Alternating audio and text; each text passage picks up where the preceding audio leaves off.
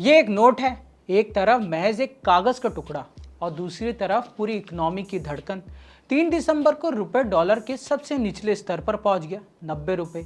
इसके लिए आप और मैं काम भी करते हैं, लेकिन हर बार जब डॉलर मजबूत होता है तो हमारा रुपया जैसे गिरने लगता है। लेकिन क्या आपने कभी सोचा है आखिर रुपए गिरता क्यों है और क्यों रुपए इस वक्त अपने रिकॉर्ड लो पर है?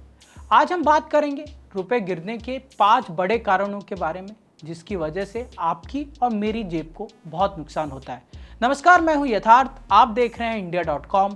कारण नंबर 1, अमेरिका की मजबूत इकोनॉमी। जब अमेरिका मार्केट मजबूत होते हैं, डॉलर पूरी दुनिया का पैसा अपनी तरफ खींच लेता है। रुपए, यूरो, येन सबकी कीमत गिर जाती है।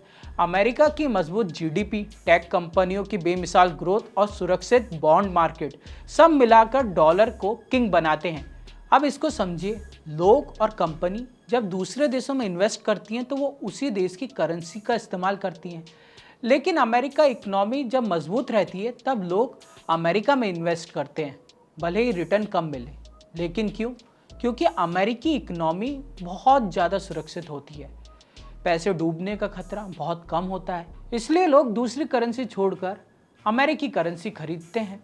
इसी का शिकार हमारा रुपया भी हुआ है। कारण नंबर 2, विदेशी निवेशक एफपीआई में गिरावट। इस साल भारत में फॉरेन पोर्टफोलियो इन्वेस्टर ने भारी निकासी की है। लगभग 17 बिलियन डॉलर का निवेश वापस ले लिया गया। आमतौर पर जब विदेशी निवेश आता है तो डॉलर भारत में आता है, जिससे रुपये में स्थिरता बनी रहती है। लेकिन फिलहाल वो पैसा बाहर जा रहा है, जिससे डॉलर की मांग बढ़ी और रुपया गिरा। साथ ही फॉरेन डायरेक्ट इन्वेस्टमेंट भी उतना नहीं आ रहा जितना होना चाहिए, इसलिए पूंजी का प्रभाव में कमी है, यानी कैपिटल आउटफ्लो कम है। कारण नंबर 3, बढ़ा हुआ व्यापार घाटा, ट्रेड डेफिसिट और इंपोर्ट डिपेंडेंसी। भारत बहुत जरूरी वस्तुओं जैसे तेल, गैस, इलेक्ट्रॉनिक्स, मशीनरी आदि आयात करता है, जो आमतौर पर डॉलर में ही होती है। 2025 में भारत का व्यापार घाटा, ट्रेड डेफिसिट काफ़ी ज़्यादा बढ़ गया।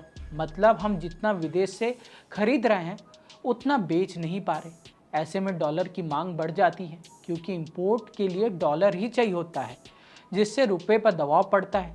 तेल और अन्य आयात चीज़ें महंगी हो जाती हैं और वैश्विक कच्चे माल की कीमतों में उछाल आ जाता है। इस दबाव के चलते रुपये का संकट और गहरा जाता है। कारण नंबर 4, वैश्विक रिस्क ऑफ का माहौल और आर्थिक अनिश्चितता। 2025 में वैश्विक आर्थिक और राजनीतिक अस्थिरता जैसे दुनिया भर में जीडीपी ग्रोथ की धीमी रफ्तार, व्यापार विवाद, तेल कीमतों में स्थिरता ने निवेशकों को सुरक्षित निवेश की ओर झुका दिया है। अक्सर वो सुरक्षित निवेश मानते हैं डॉलर को।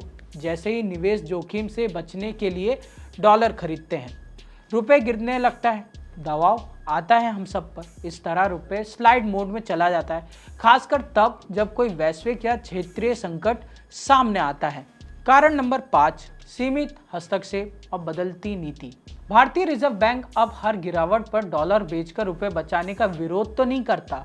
उनका रुख रहा है कि ये अचानक आई तेज गिरावट को रोकें, ना कि हर गिरावट पर डॉलर बचाएं।